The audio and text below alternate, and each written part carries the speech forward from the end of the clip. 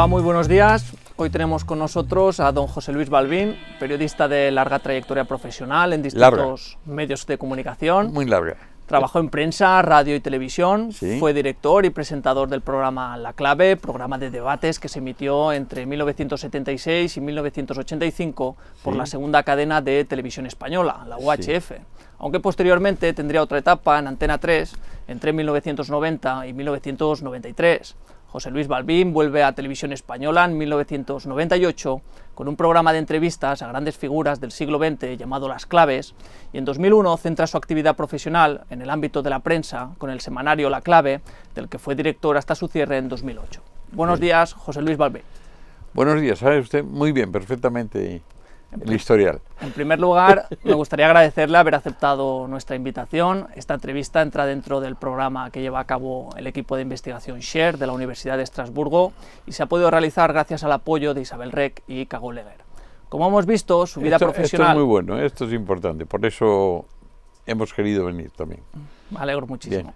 Como hemos visto, su vida profesional parece ligada al programa La Clave. ¿Qué significó para usted finalmente este programa? Vamos a ver, muy poco en el sentido de que yo no soy un forofo de la televisión y mucho menos de La Clave. Por lo tanto, yo soy más de la prensa escrita y de otra época que a mí me costó trabajo asumir.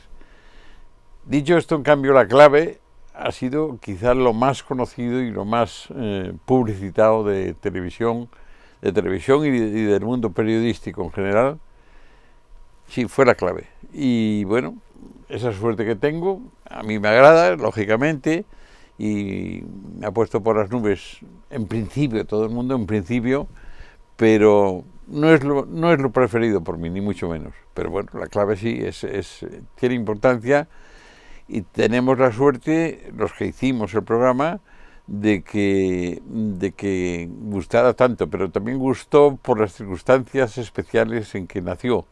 Nació en época todavía de franquismo, fue sorprendente que se hicieran los programas que pudimos hacer, pero menos sorprendente también que desaparecieran muchos de los programas porque nos los prohibían.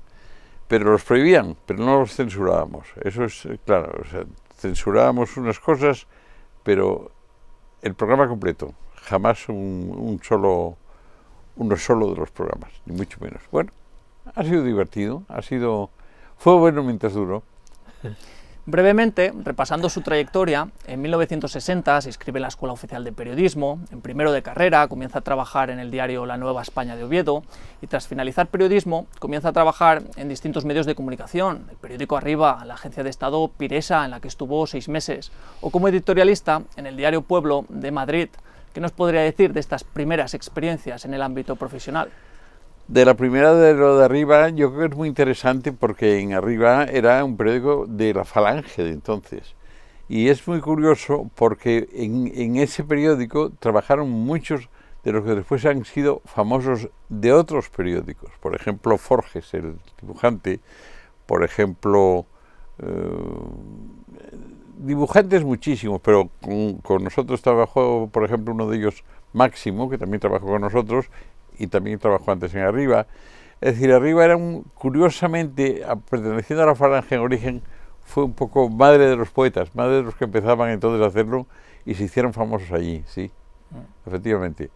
Y de ahí me echaron porque me echaron numerosas veces. Y entonces casi inmediatamente me llamaron de Pueblo por un par de artículos que me habían visto en alguna revista universitaria. Uno que se llamaba exactamente Este Papa. ¿Sobre Montini? Sobre Montini, efectivamente, sí señor. Y otro es algo sobre... La Revolución Francesa. Sobre la Revolución Francesa, exactamente. 48. Pues lo sabe de memoria, lo sabe mejor que yo.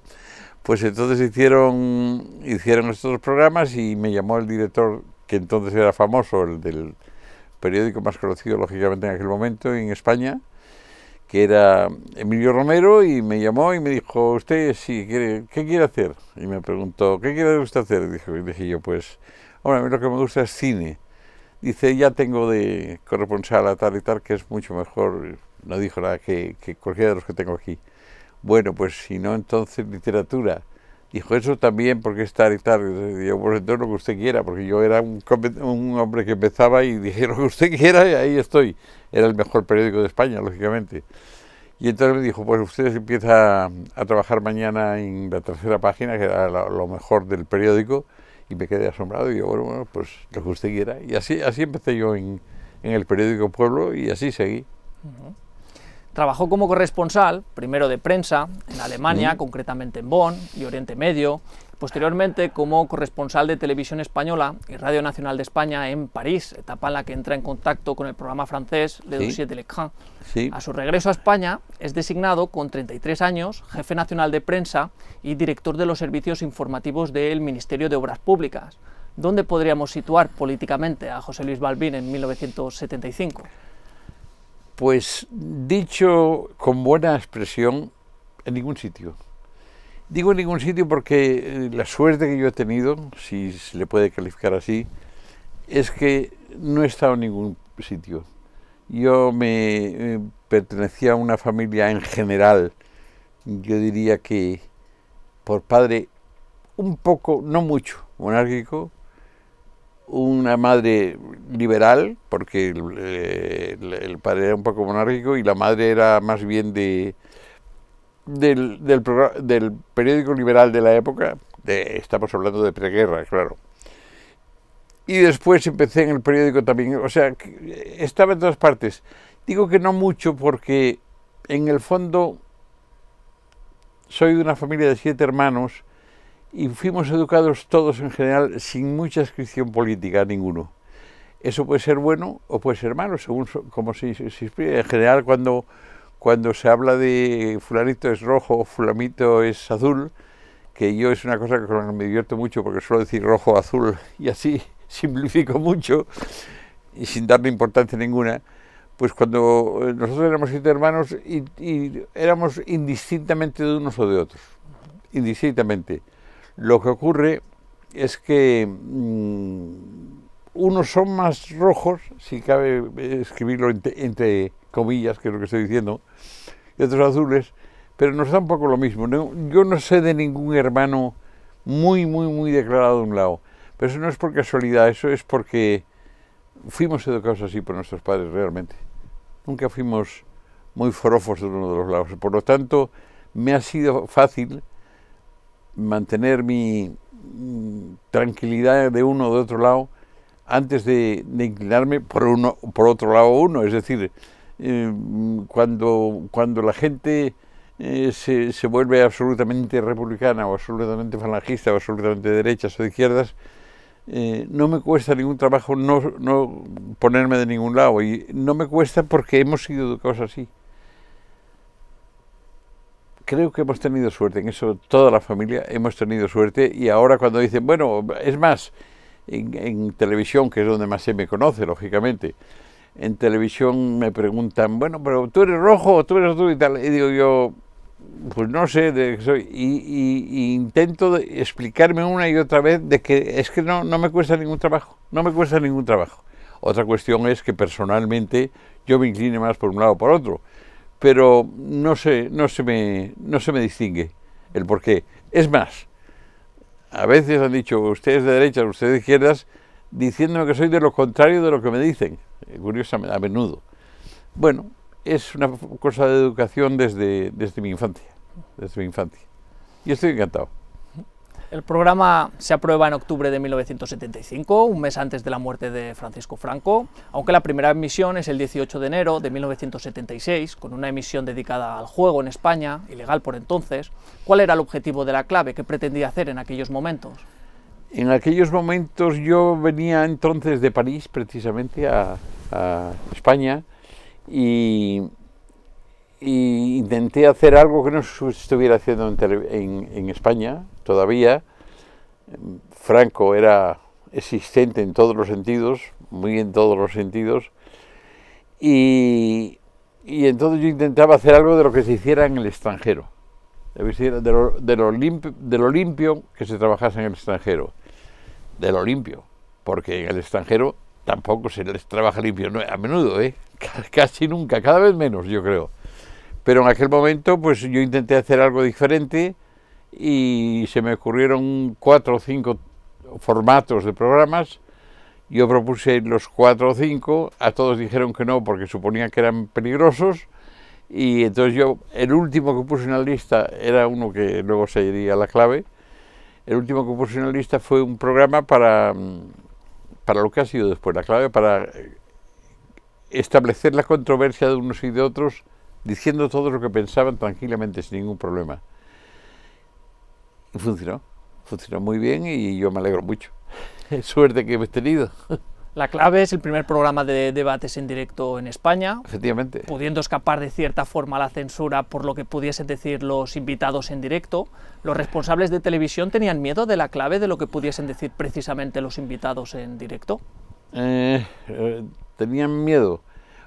Estoy pensándolo, a ver si tenían miedo o no. Bueno, en principio yo venía del extranjero, ya bastantes años actuando en el extranjero. Funcionaba bastante bien, o quedaba bastante bien lo que había hecho en televisión como corresponsal. Y entonces pues me dejaron hacer como... Ya estaba entonces de director general de televisión Adolfo Suárez, precisamente. Y él quería hacer una cosa diferente. Entonces hicimos algo de lo que se hacía en el extranjero y adaptamos un programa, entre los varios que dije yo, formatos que había. Adaptamos un programa que era el que dirigía entonces en aquella época Armand Jameau en televisión francesa. Lo hicimos y había que hacerlo como realmente hacía Armand Jameau, hasta tal punto que una de mis mayores satisfacciones de estar a gusto fue que una vez que nos dieron uno de los premios en ¿dónde? En Montpellier, no, bueno, asistió Armand Jameau y dijo que el discípulo había salido mejor que el maestro.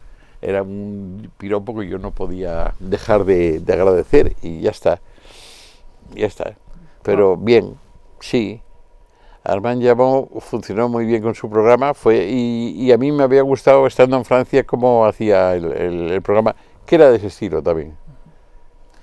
Luego el equipo de La Clave se reunía semanalmente y se preparaban los programas con 3 semanas de antelación. ¿Nos puede explicar cómo funcionaba el programa internamente? ¿En qué consistían estas reuniones? Pues tuve la suerte de poder elegir a quien me diera la gana, entre otras cosas porque como todo el mundo suponía que el programa iba a fallar, porque... Pero no lo hizo. ¿Eh? No lo hizo. Tuvo mucho éxito. No salió demasiado bien, claro, no salió demasiado bien, pero ellos no creían. Ellos dijeron, recuerdo que el director general de la época dijo, bueno, un programa que dura 2 o 3 horas, hablando de cualquier cosa y que pueda aburrir a los espectadores, pues les aburriréis vosotros.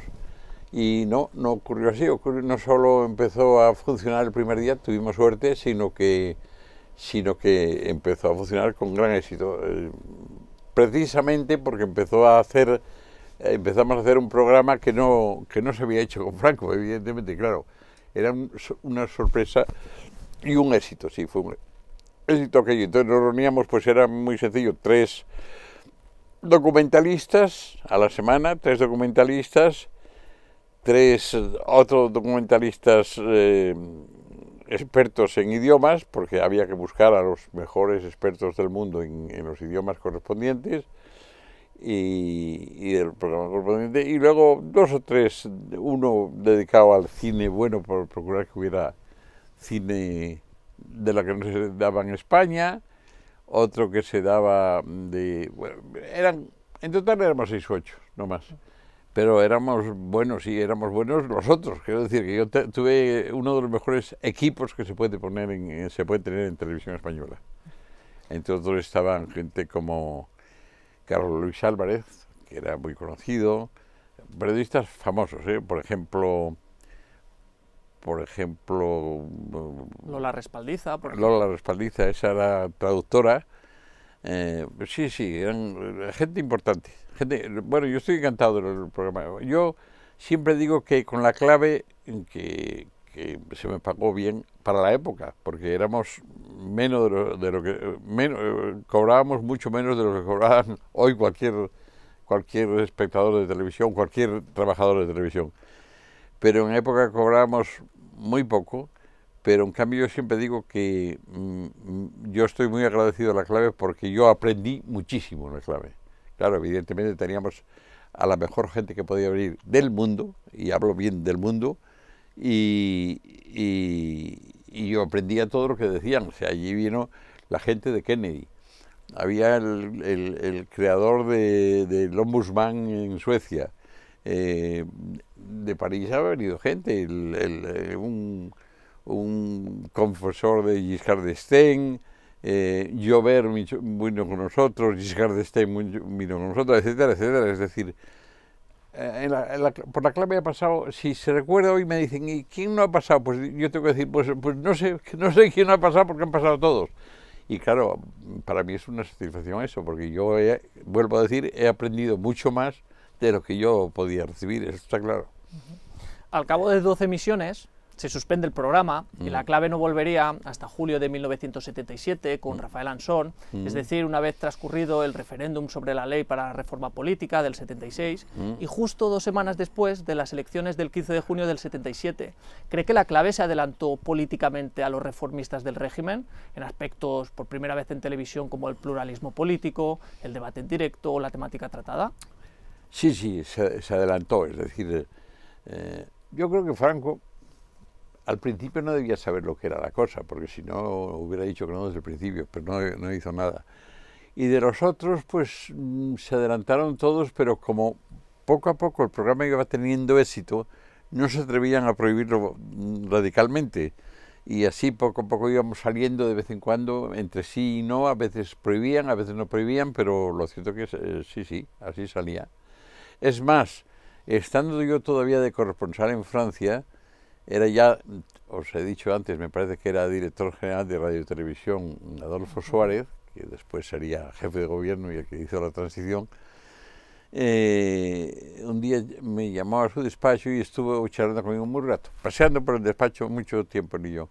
Y era una época en que estaba saliendo un programa que era sobre un maestro, unos maestros y un alcalde y tal, que contaban su vida y hacían parecer que había libertad en el pueblo donde transcurría. Y decía eso, convenía hacer algo así aquí también, que yo creo que aquí debías venir tú de director de informativos.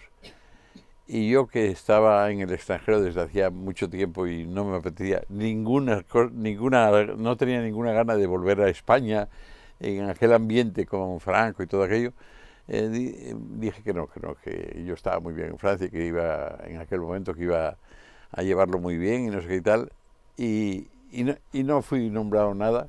Es más, me acuerdo que a Adolfo Suárez no le gustó mucho mi negación, pero eso fue todo. Al final, todo siguió como estaba. Bueno, al poco tiempo también se ocurrió que iba a haber elecciones en Francia y entonces me dijo Adolfo Suárez que eligiera el sitio que quería, pero mejor en otro sitio que no fuera Francia. ¿Por qué? Porque era de la época en que primero tuvimos a De Gaulle, después tuvimos a Chaban Delmas, era candidato, después tuvimos a Mitterrand, después etcétera, etcétera, y entonces pensaron que lo que se acercaba en Francia no iba a ser muy conveniente para España. Y entonces pues me dijeron que eligiera el sitio que quisiera y recuerdo que elegí Austria, para no tener, yo había trabajado en Alemania como periodista y para no tener que elegir ni Alemania ni la Francia donde estaba, elegí Austria y el Extremo Oriente. O sea, el mundo en el fondo de Stalin y compañía, hasta el final, hasta Extremo Oriente. De modo que también todo eso me ha valido para aprender mucho. Bueno, yo he aprendido mucho y sigo aprendiendo todavía.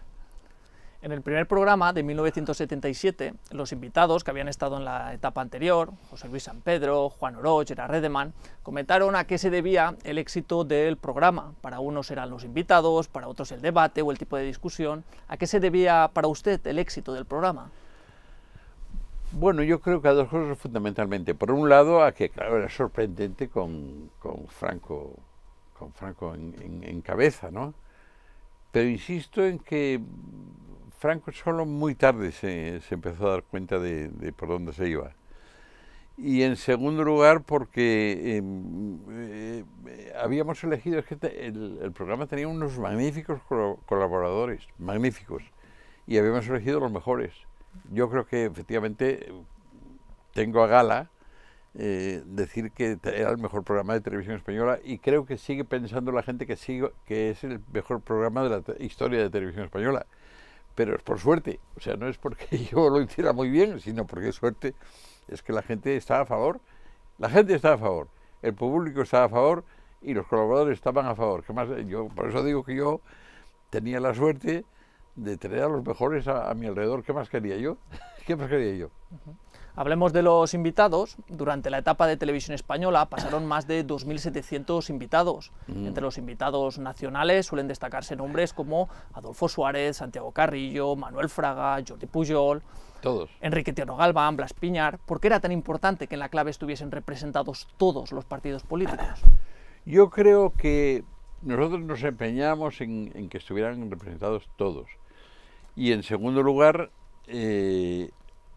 lo conseguíamos. Entonces, a medida que intervenía o venía como invitado alguno de esos, claro, los demás querían venir también. Eso ya había, pero eso por la educación de origen, como dije antes, de familia. Yo, por ejemplo, mi madre era liberal, pero ninguno muy político en la familia. Entonces, era liberal, tan liberal que a mi padre lo tuvieron detenido y a punto de ser fusilado ¿cómo se llama? El presidente de la Asturias republicana. Lo tuvieron detenido y él consiguió sacarlo porque era amigo de mi familia y lo consiguieron sacar de allí.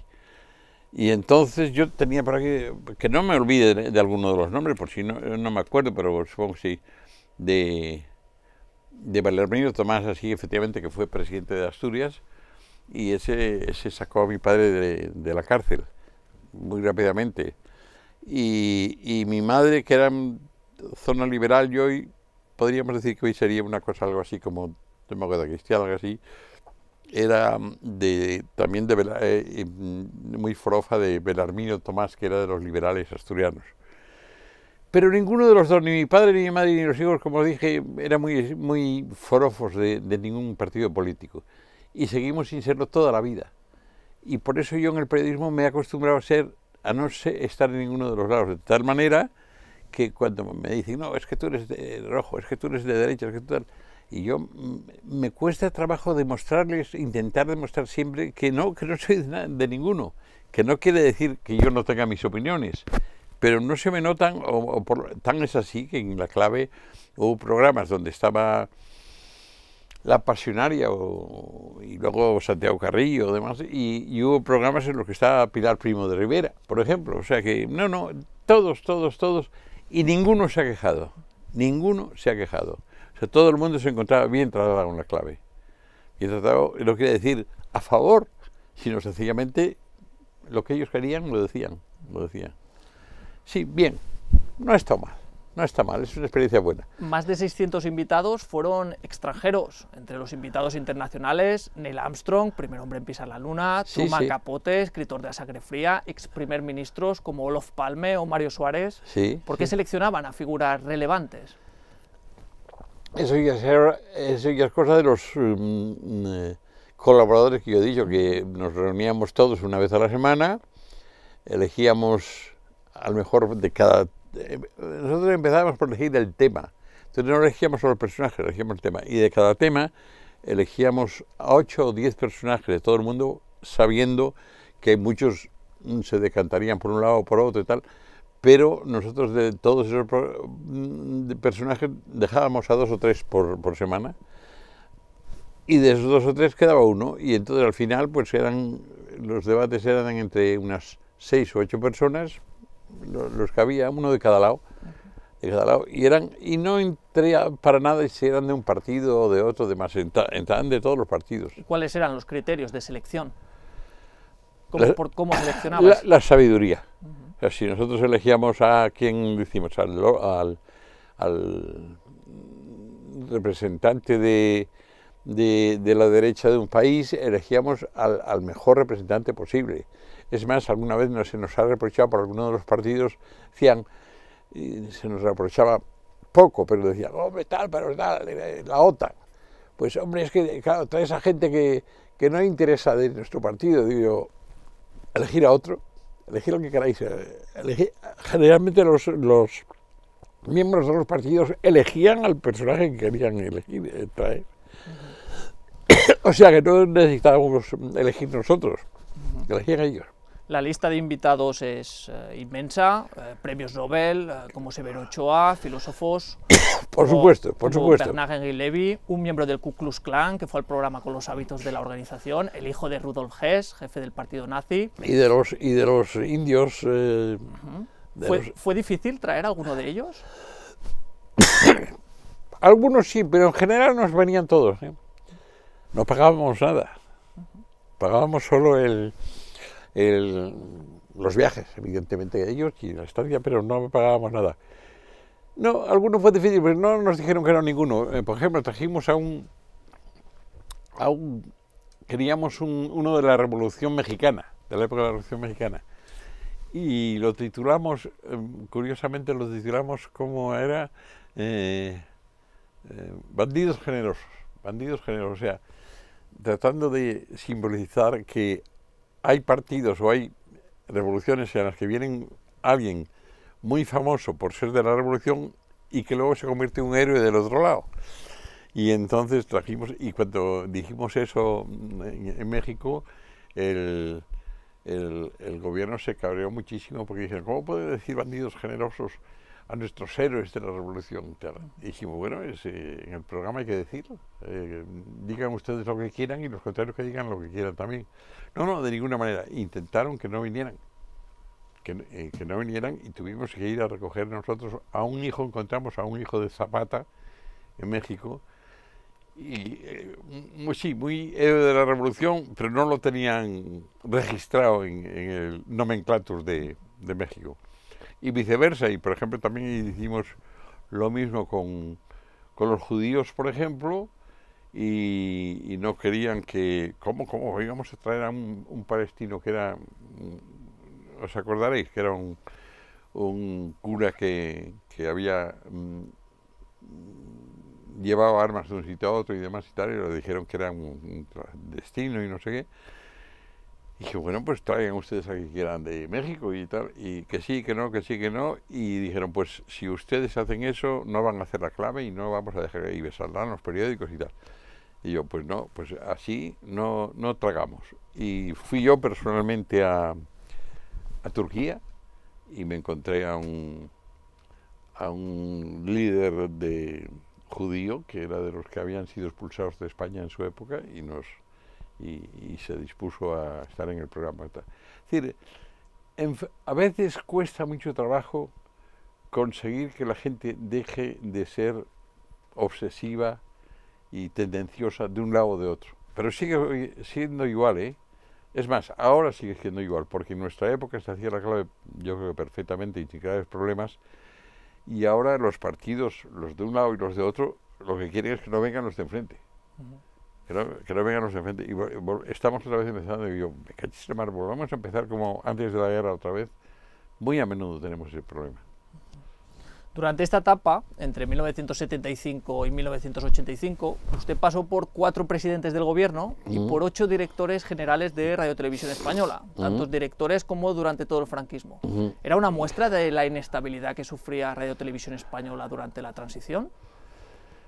Paso de tantos directores. Yo creo que no, yo creo que eso es mi impresión, ¿eh? Yo creo que la inestabilidad no es esa, es la incapacidad que tiene la gente para olvidar las tendencias fijas.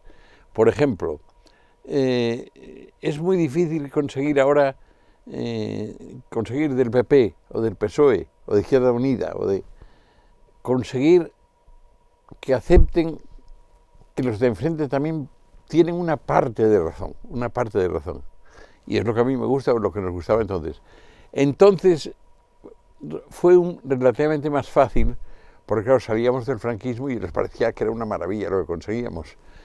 En cambio ahora ya cada partido tiene los suyos y no quiere aceptar a los otros. Bueno, pues a ver cómo arreglamos ahora que se pongan de acuerdo el PSOE y el PP. Pues muy difícilmente, muy difícilmente. La pregunta que siempre le hacen es con quién tuvo mayor libertad, que es con Fernando Castedo. Sin embargo, ¿con cuál tuvo más dificultades?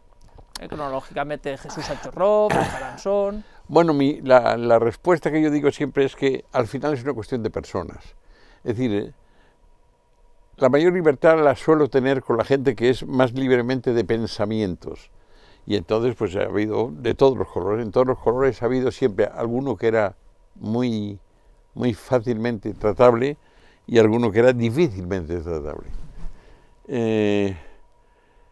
Es complicado. La pregunta es, ¿con quién tenía yo más dificultad? Pues con los que dijeron que no hiciéramos la clave. Todos los que hicieron que no hiciéramos la clave es porque se negaban en el fondo a admitirlo. Que fueron 3. Pues no me acuerdo, lo sabrás tú mejor que yo, es que ni me acuerdo, de verdad. El primero que la suspendió fue Gabriel Peñaranda, también la suspendió Fernando Arias Salgado y también la suspendió finalmente José María Calviño. Sí, pues vamos a ver, Peñaranda no tenía ni idea de nada, o sea que por lo tanto perdió la posibilidad de decir sí o no, estaba en no porque era un problema, hacer la clave era un problema todas las semanas. El siguiente era ¿quién? El otro. Fernando Arias Salgado. Fernando Arias Salgado, que yo... No quería emitir el programa en directo. Yo conozco mucho a Fernando Arias Salgado porque era compañero mío de colegio mayor y Fernando, lo que ocurre, no estaba... Siempre los que dicen que no acaban siempre diciendo que hagas otra cosa, que no tiene importancia. Claro, lo que tiene importancia es lo que ellos no quieren que se haga, claro. Y Fernando, pues sí, decidió suspender el programa, pero Fernando también era un poco indeciso porque acabó siendo embajador en Londres y esta cosa que no... y además su hermano, que era Rafael Arias Salgado, que era compañero de estudios mío, no tenía muy buenos contactos conmigo.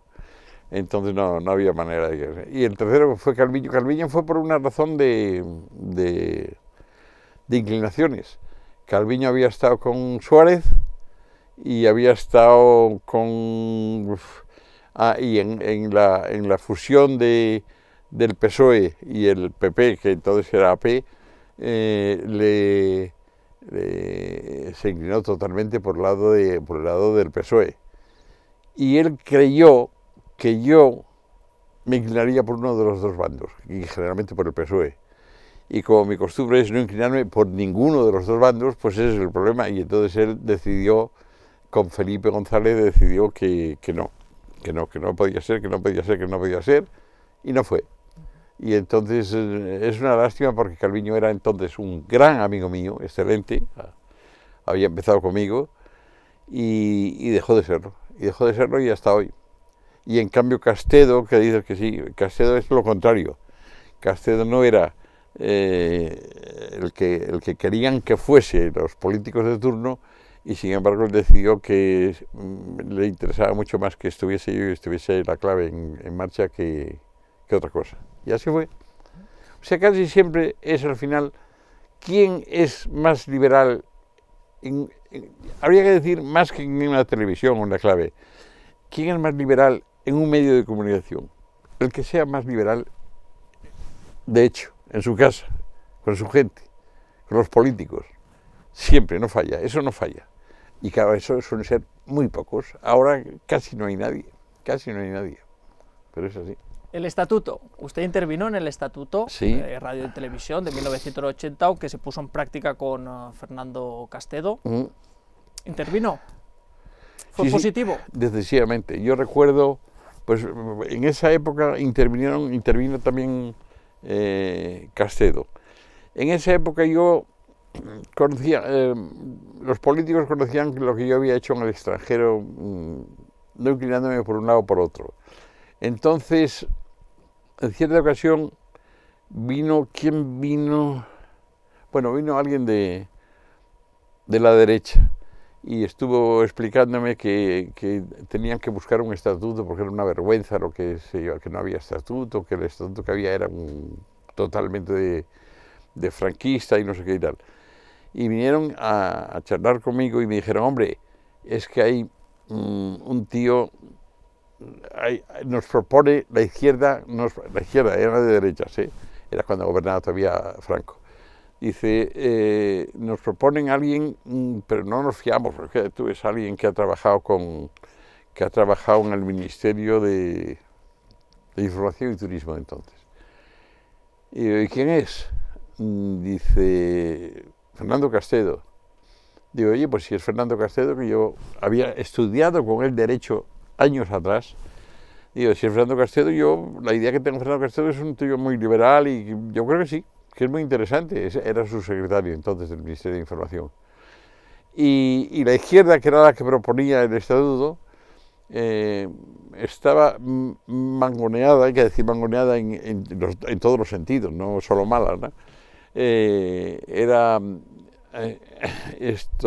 la que proponía a Fernando, sí, y dije yo, pues Fernando es bueno y tal. Dice, sí, pues oye, pero tú opinas que él será liberal y que no sé qué. Y yo creo que sí, pero con probar no perdéis nada. Y entonces probaron, se reunieron mucho en mi casa, y acabaron decidiendo que sí, que podían probar a ver si salía la izquierda y la derecha juntos. Y salieron y se hizo el estatuto de esa manera, probando las dos partes. Tan es así que llegaron a decir pues quiénes podían ser los directivos. Uno de ellos fue precisamente el Fernando Castedo, lo que yo había propuesto, y en otros casos salieron pues el que luego fue director de informativos de televisión, que era de la SER, que fue de la SER. Después muchos eran de un lado o de otro, de todos los lados. Y al único que le pusieron el nones es a mí, precisamente, curiosamente, que era el que había pactado todo lo de ellos a favor de unos y de otros. Pero fue porque Fernando, ¿cómo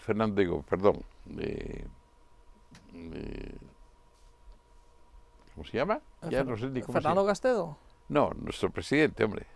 El glorioso presidente. ¿El Felipe González? No, ¿Adolfo Suárez? Adolfo Suárez, hombre. Y Adolfo Suárez no le parecía yo bien. Primero porque le había dicho que no una vez, como yo dije antes. Y después porque me decía, tú te la coges siempre con papel de fumar, no me fío mucho. Y era muy gracioso. Y yo, como no tenía muchas ganas de venir a España, tampoco de estar en España, pues dije yo, pues estupendo. Y así fue la cosa. Pero con Adolfo yo tuve buena relación, primero porque fue el primero que me metió en televisión española, por supuesto. Y segundo porque después cada vez fuimos mejor. Pero claro, donde no había acuerdo entre Adolfo y yo, que Adolfo era el que mandaba, por supuesto, pues en lo que ha sido al final Adolfo, que es que Adolfo lo que le gusta es conseguir el poder, y yo, pues haya poder o no haya poder, me va a dar un poco lo mismo. Y eso es la razón, pero Adolfo ha sido un gran director, bueno, de la transición fundamentalmente, eso se puede decir, claro. Dimisión de Adolfo Suárez y golpe de Estado el 23 de febrero de 1981. ¿Cómo vivió José Luis Balbín el golpe de Estado? ¿Dónde se encontraba? El golpe de Estado fue, si puedo decirlo entre comillas, fue muy divertido, porque estábamos concretamente un día viendo el entonces director general, que era Fernando Castedo, y yo viendo la televisión en su despacho, y de repente dice, uy, ¿quién es ese que entra ahí? Y entra un tío, un guardia civil, con, bueno, eso que se ha visto en la televisión. Y dijeron, sí, mira, dice, anda, si ese es el Tejero. Tejero. Es Tejero, el de Almería. Había tenido un problema en Almería ya antes con eso. El de Almería, digo, así. Entonces, poco después, también intervino Sabino Fernández Campo, nos llamó desde la Moncloa y comentó también, sí, este es Tejero y tal. Y por último, me llamó mi cuñada, porque yo tengo un hermano, curiosa y paradójicamente, militar.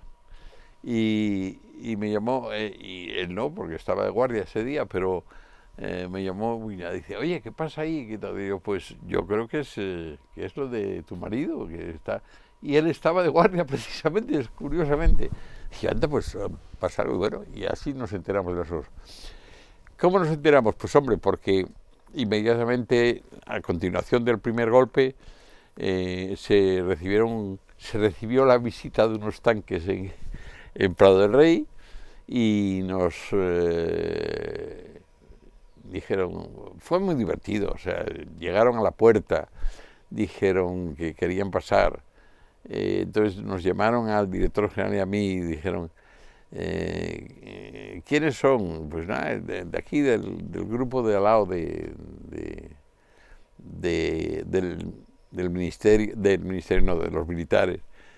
Y eran unos militares que se llevaban muy bien con nosotros porque eran de dos grupos diferentes, la gente de televisión y los militares, y tenían hijos que iban mutuamente al colegio, y entonces jugaban mucho al fútbol entre ellos, por lo tanto, se llevaban bien, pero claro, estos llegaron y dijeron, no, es que esto, no sabemos por qué es, pero tenemos orden de ocupar televisión. Y dijeron, ¿pero orden de quién? O sea, ¿a favor o en contra? Y dijeron, no sé, tenemos orden de ocupar esto. Y entonces vinieron a ocupar aquello. Y dijeron, oh, pues que pasen. Y entonces pasaron primero al director de televisión, no del conjunto, sino de televisión española solo, que era toledano y que era un gran liberal. Y dijo, pues que pasen, pero yo no tengo poder para nada. Dice, no se preocupen, que se suspendan todas las emisiones. Se suspendieron las emisiones porque mandaron militares, no ya por otra cosa. Y después dijo, ¿y quién más manda aquí? Y entonces dijeron, pues el director general, que era Castedo. Y dice, pues vamos al despacho de Castedo, porque tenía la radio también y todo eso que era suyo. Fuimos al despacho de Castedo y nos tuvieron todo lo que había por allí. Y eso fue todo. Y ya a partir de ahí, hombre, si queréis es muy largo porque ya puedo contar cómo se hizo el descubrimiento sobre el rey, sobre la monarquía, el descubrimiento, digo, las imágenes de todo eso. Mandamos gente a la Moncloa, al despacho de ellos también, mandamos gente a la Zarzuela, fueron unos u otros. Yo recuerdo que estuve en mi despacho porque, entre otras cosas, yo estuve hablando con el que era director general entonces de los grises que decíamos entonces todavía, yo que decíamos ya grises todavía, ¿no? Y nos dijo que sí, pero al poco rato ya nos llamó él diciendo que iban otras fuerzas militares a liberarnos en televisión, y así fue la cosa. ¿Y qué pensó cuando al día siguiente se publicaron en prensa una lista de condenados a muerte entre los que figuraba su nombre? Descabellada. Sí, ¿No le dio validez? Bueno, es que al día siguiente la lista la hizo una revista, pero en el fondo al día siguiente ya se había acabado el golpe de Estado. Pero no sería muy divertido encontrarse su nombre... No, porque yo decía, oye, ¿y por qué yo soy tan peligroso aquí? Si yo no era un simple periodista, nada más. Pero estaba claro que en ese momento no se podía ser de un lado o de otro. Y lo mismo digo de que ahora estamos un poco volviendo a las mismas cuestiones que yo creo que estamos saliendo de la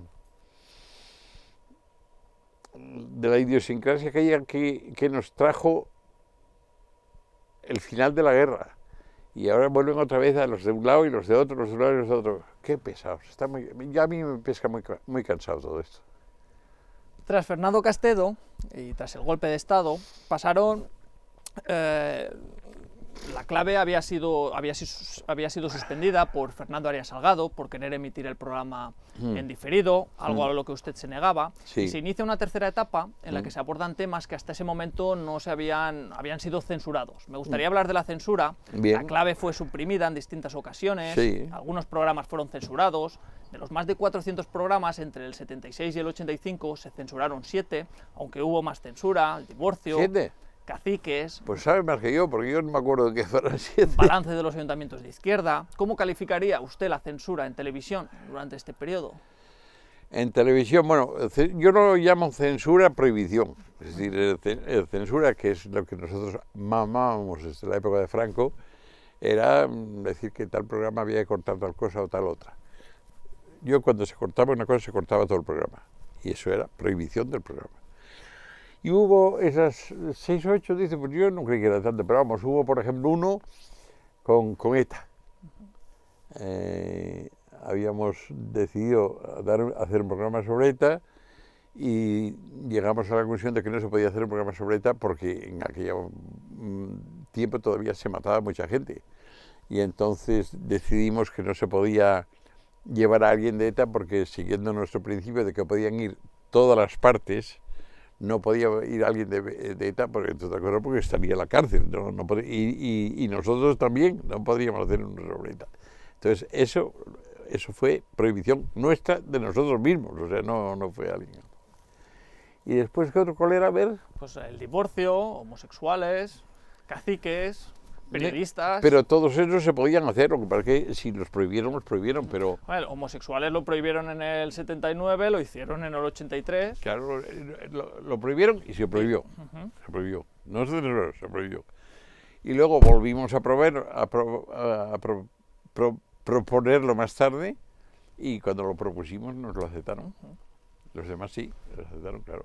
Me llama la atención, con todo el abanico de temas que trató la clave entre el 76 y el 85, la ausencia de un debate sobre monarquía o república. ¿Por qué no se debatió ese tema? ¿Fue la monarquía un tema tabú en el proceso de transición? No, la verdad es que yo me he preguntado alguna vez por qué no hicimos, y yo no recuerdo que no hiciéramos por algo especial monarquía o república. Quizá se me ocurre que puede ser por eso, porque por otra cosa no se me ocurre. Quizá porque en esa época nadie se planteaba monarquía o república. O sea, estaba todo el mundo a favor de que desapareciese el franquismo. Estaba todo el mundo a favor de que se hiciese la transición.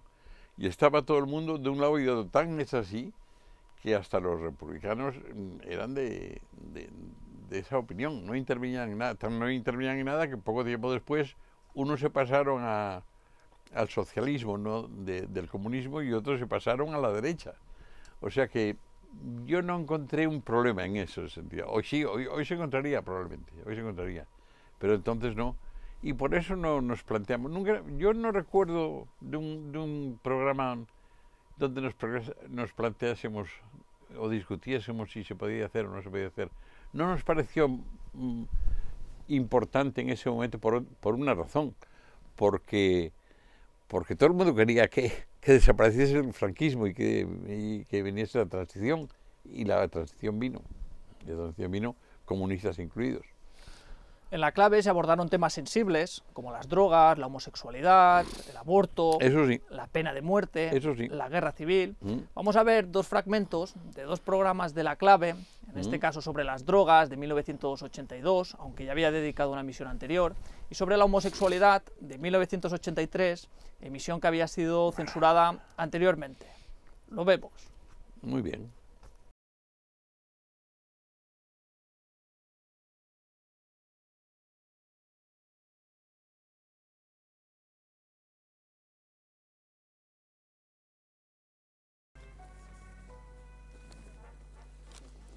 Buenas tardes, señoras y señores. Hoy el programa es grabado. En las raras ocasiones, no siempre que nos conviene, sino cuando coincide con fiesta en toda España, y por lo tanto también imposibilidad de emitir en directo en Prado del Rey, suele coincidir con Semana Santa, Navidad, y en este caso, en el de hoy, con San José. Grabamos el programa, pero el programa está grabado ayer. Para nosotros es hoy, para ustedes es ayer, y la única diferencia que notarán es que las preguntas las hace la propia redacción de la clave, puesto que al no ser en directo ustedes no pueden directamente, lógicamente, preguntar.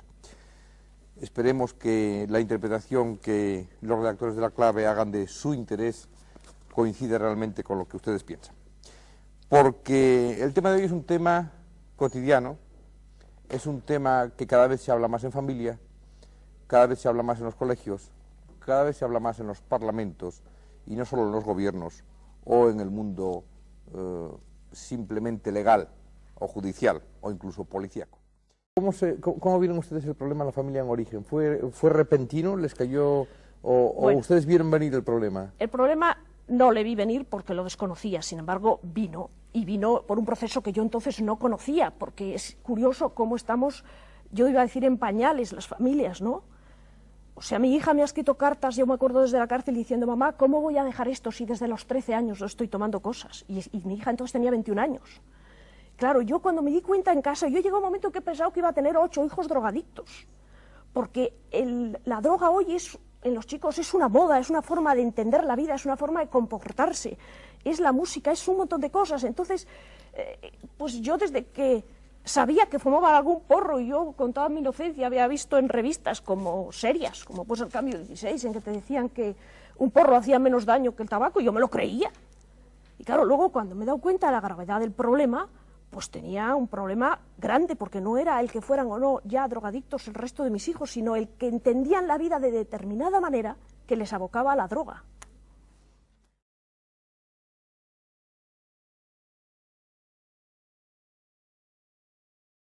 Y habíamos elegido precisamente este, digamos, final de temporada en directo, habitual de La Clave, para tocar aquel que era uno de nuestros 2 o 3 temas tabú de tantos años.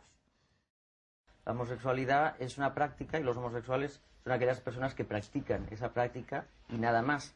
Todo lo que venga detrás de su personalidad no existe una identidad específica. En todo caso viene determinada por una discriminación, una opresión, un conflicto de género de lo que es lo masculino y lo femenino, que a veces puede, digamos, crear unos conflictos de conducta o de tomar un modelo de conducta, como lo tienen otras personas que no son homosexuales, y que en todo caso lo importante es ver que los homosexuales no existen como tales, lo que existe es una práctica, y entonces esa práctica produce despidos en el trabajo, puede producir actitudes de rechazo o de defensa, o como en el caso del protagonista, pues el asumir una serie de roles que a él le sirven, son los suyos y que por tanto tiene todo el derecho del mundo a asumirlos y a llevarlos a cabo.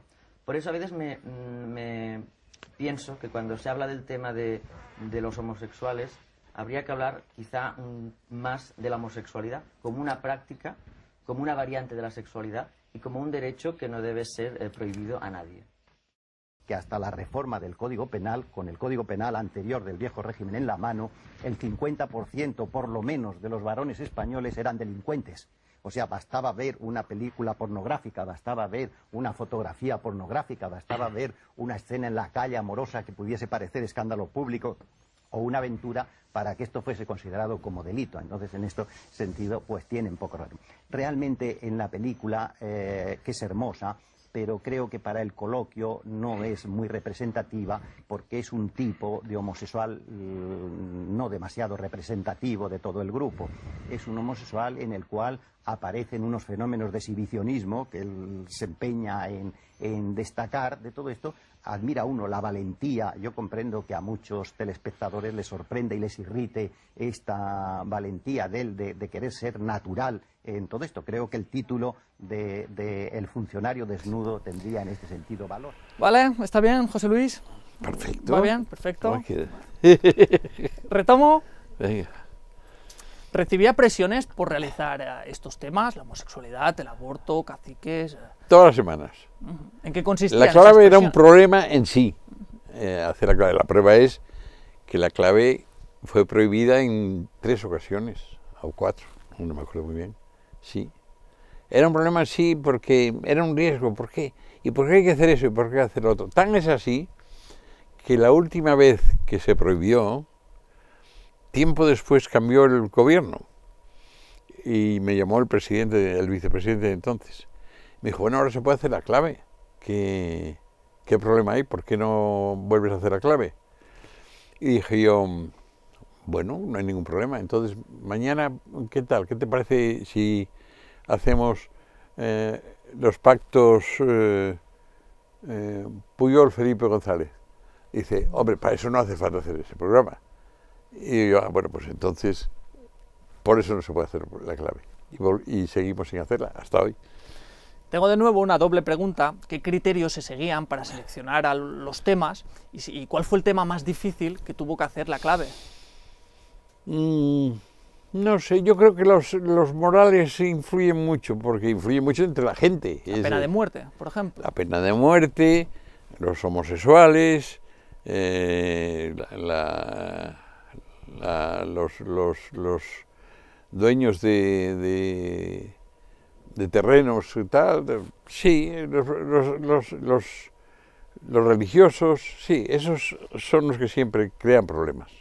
¿Y los criterios de selección, cómo os basabais para seleccionar el tema? Que podemos hacer todos, nosotros que podemos hacer todos, y la autoridad que manda en ese momento va a decir que no podemos hacer nada, o que no debemos hacer nada, sencillamente.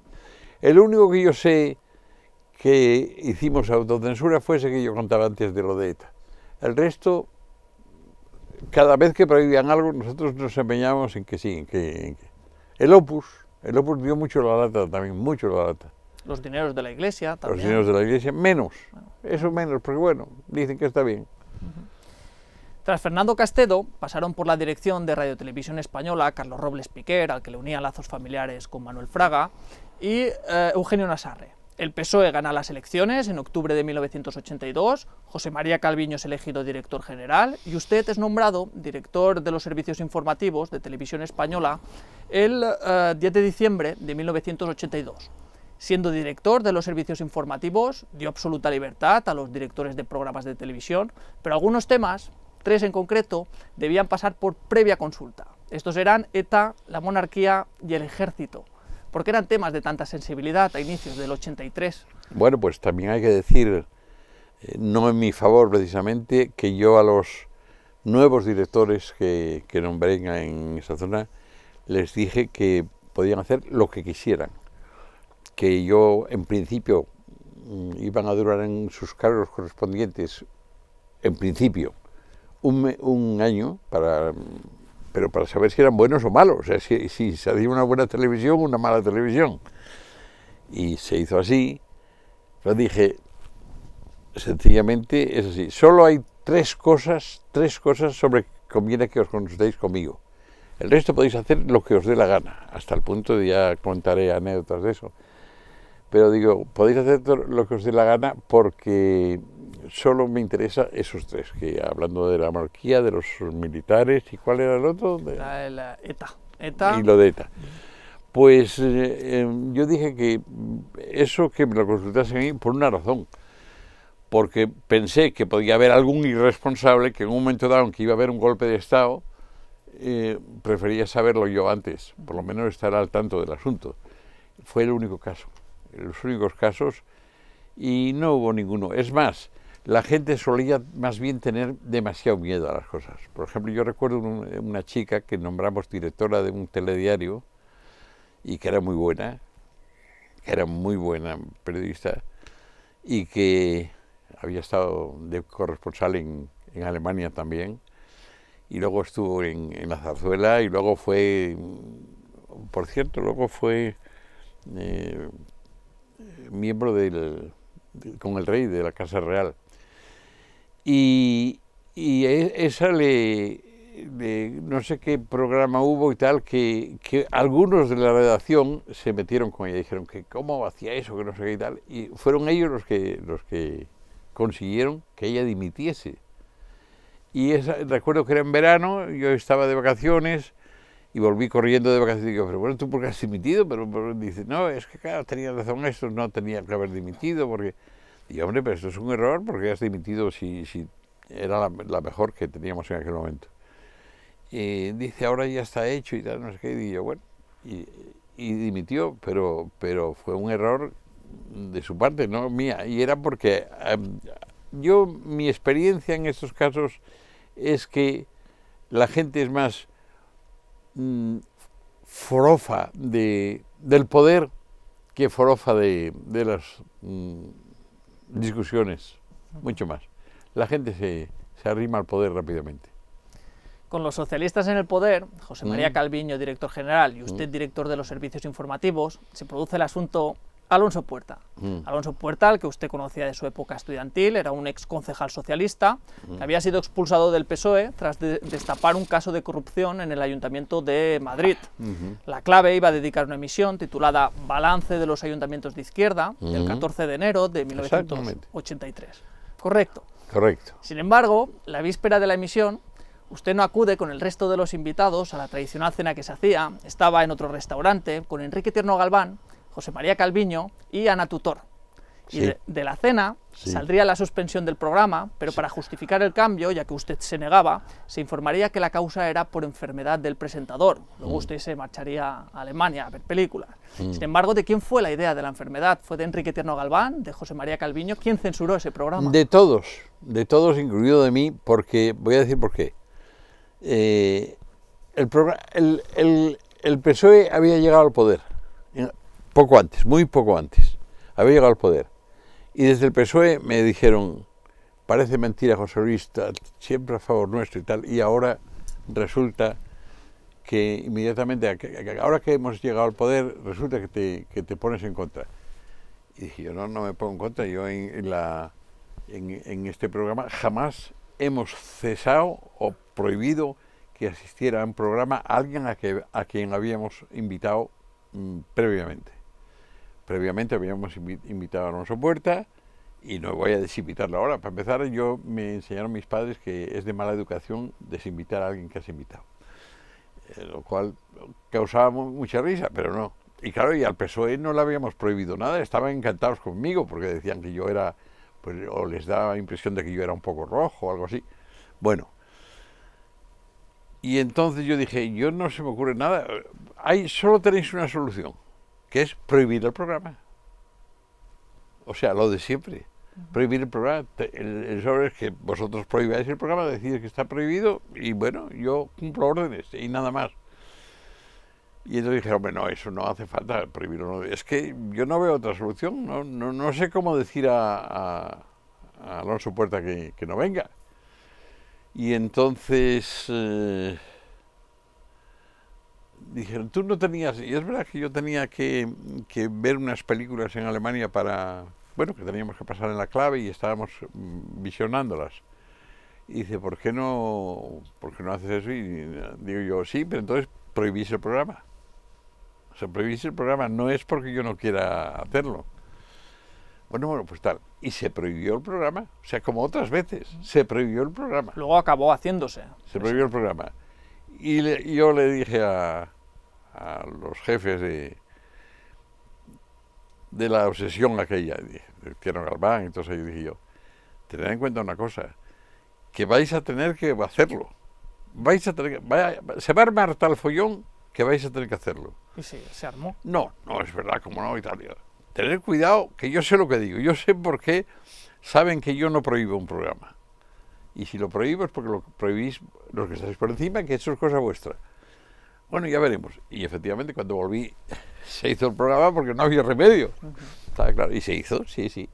Se hizo muy bien. Y además no hubo ningún problema, porque, dicho sea de paso, el que estaba discutido entre ellos era Alonso Puerta. Alonso Puerta era socialista y Alonso Puerta era muy socialista.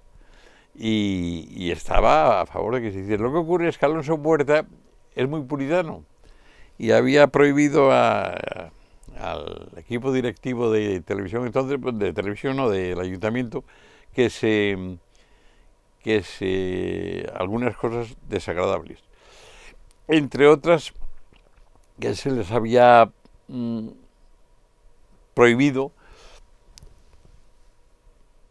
pactar los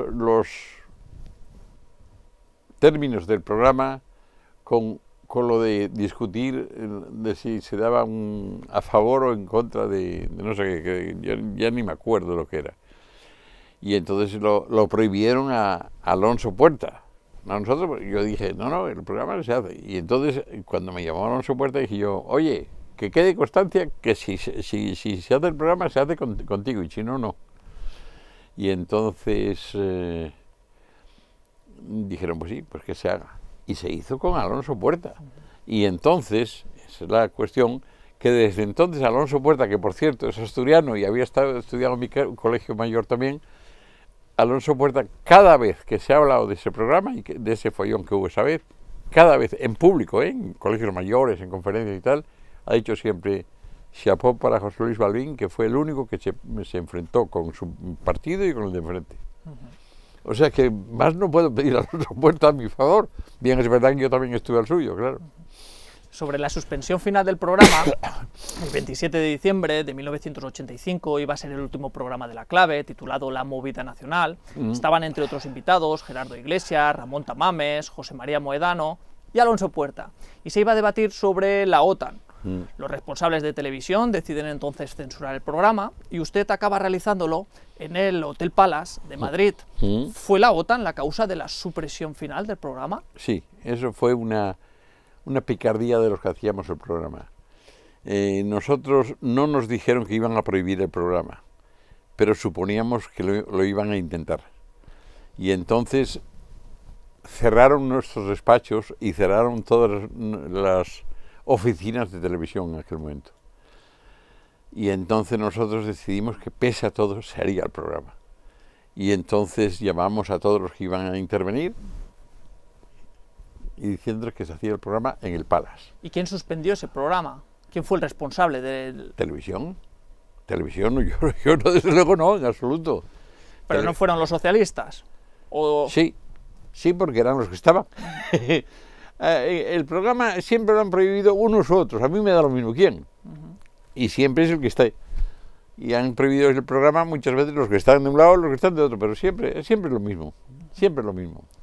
Al no ser emitido en televisión española, no se conserva ninguna copia del programa en los archivos, pero Antena 3 recuperará posteriormente un vídeo de 8 minutos en el interior del Hotel Palace de Madrid. Sí. Vemos un pequeño extracto. Me parece muy bien, porque fue muy divertido. Estaba todo Madrid, o sea, consiguieron, como cada vez que han prohibido el programa, consiguieron que tuviera mucho más espectadores que cuando lo prohibieron, muchísimo más. Sí.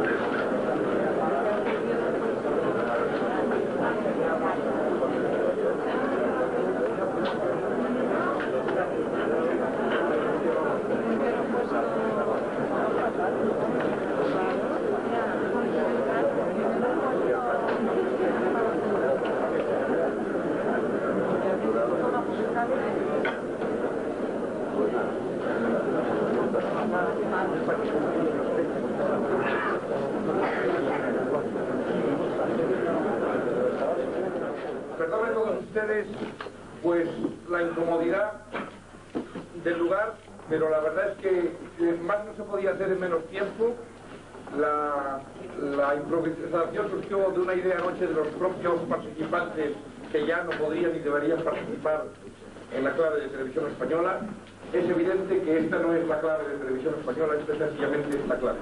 ¿Por qué hizo ese programa en el interior del Hotel Palace finalmente? Bueno, en primer lugar porque habían prohibido el programa en televisión, pero nosotros ya lo habíamos anunciado.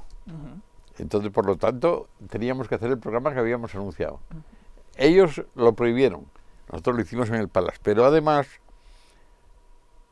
el título que elegimos, que fue, ¿cómo era? La Movida Nacional. La Movida Nacional, nosotros pensábamos hacer ya antes, hacer la Movida Nacional. Y nos dimos cuenta de que no nos dijeron que lo iban a prohibir, aunque nosotros, por rumores que nos llegaban, sabíamos que estaría prohibido, y entonces dijeron, pues la Movida Nacional, y como la Movida Nacional se prestaba igual hacerlo a un lado o hacerlo al otro, quiere decir, hacer porque estaría prohibido, porque no estaría prohibido, porque la movida nacional podía ser cualquier cosa. Pues la hicimos, sencillamente. Bien es verdad que quienes entonces iban a intervenir, entre otros estaba Almodóvar, por ejemplo, el director de cine, se cabrearon muchísimo con nosotros por haber cambiado el programa, pero eso fue todo. Lo cual cambió de la movida a la movida nacional. Exactamente. Pero también es verdad que nos decían, bueno, ¿y por qué cambiáis el programa? Digo, pues porque nosotros estamos acostumbrados a cambiar el programa todas las veces que sea necesario, y lo hicimos muchísimas veces. Eso no una vez, sino muchas. ¿Cuál fue su relación con Televisión Española después de este episodio? Pues la relación con Televisión Española después y antes siempre ha sido tensa. Es decir, es tensa políticamente, ahora también, pero al mismo tiempo, viceversa, tengo muchos amigos, y lo digo sin ningún género de dudas, muchos amigos de televisión, de jefes y de no jefes, hay de todo. Y como siempre, unos son cobardes y otros no. Y entonces los que son valientes, yo estoy encantado con ellos, porque también se la juegan a veces por mí, y otras veces no. Manuel Palacio, autor de la televisión durante la transición española y el gran especialista de la televisión en España, reflexiona en esta obra sobre la contribución de la televisión como acelerador del cambio en el proceso de transición. Esta obra contiene un documental y un fragmento sobre el programa La Clave. Lo vemos y lo comentamos. Manuel Palacio, ¿cuál? Porque hay dos Manuel Palacio. El historiador, no el director de cine, el historiador. Ah, bien. Lo vemos y lo comentamos. Bien. Voilà, c'est le troisième, on a fini, presque. Me quedan dos preguntas, tres. Yo sé que se está alargando, oui, je sais que c'est un peu long, mais c'est hyper intéressant. Pero quedan tres preguntas, Retomo. Se han dicho algunas ideas esenciales que me gustaría comentar. España en 1975-76 es un país que sale de una larga dictadura de casi 40 años, es una sociedad que estaba desinformada en una serie de temas. ¿Cree que La Clave ayudó a conformar una cultura de carácter democrático en la sociedad española? Yo creo que sí, me cuesta trabajo decirlo porque siempre da la impresión de que escribo a favor mío, ¿no? O comento a favor mío. Pero lo cierto es que tan es así que hay un diccionario, una enciclopedia en España que cuenta los mejores momentos de la historia de España y da una página o dos páginas, las dedica a La Clave, que fue la transición, gracias a Dios.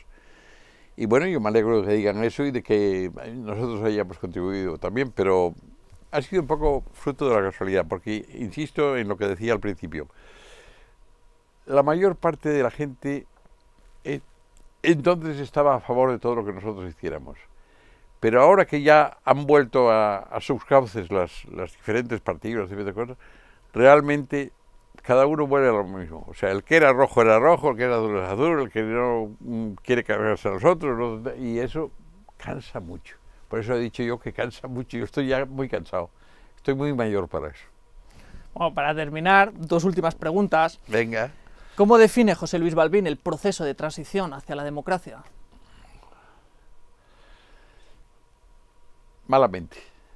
Malamente. Es decir, en el momento en que hicimos todo aquello, jugándonos mucho, pero también se jugaron mucho los que hicieron la transición y los que hicieron la Constitución.